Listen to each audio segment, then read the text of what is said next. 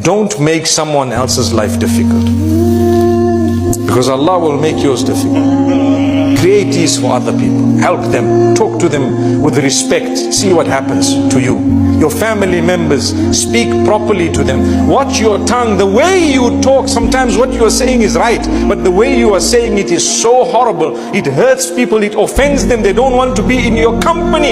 You think the angels want to be in your company? Wallahi, they don't. Because the hadith says the angels are affected in the same way that a normal person from among the good Muslims would be affected.